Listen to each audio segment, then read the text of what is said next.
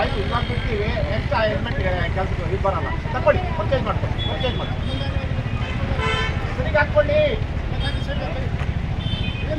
ಸರಿಗೆ ಹಾಕ್ಕೊಳ್ಳಿ. ನೆಕ್ಸ್ಟಿಂದ ಹೆಲ್ಮೆಟ್ ಕೆಲಸ ಬರೋದಿಲ್ಲ. ಒಳ್ಳೆ ಹೆಲ್ಮೆಟ್ ತಗೊಬೇಕು.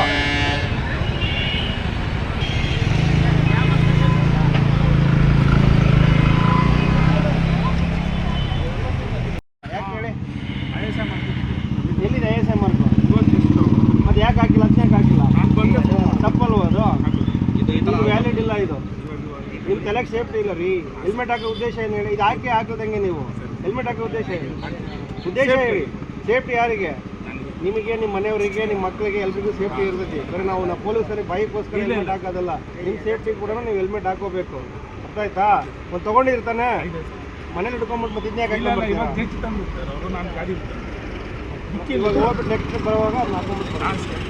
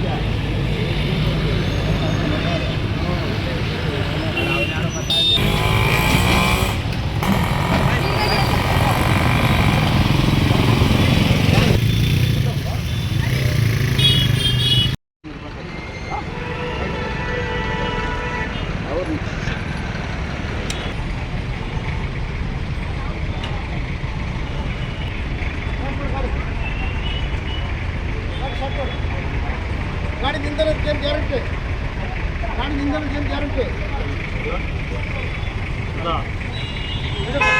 ಅಮ್ಮ ನೇಮ್ ಅಮ್ಮ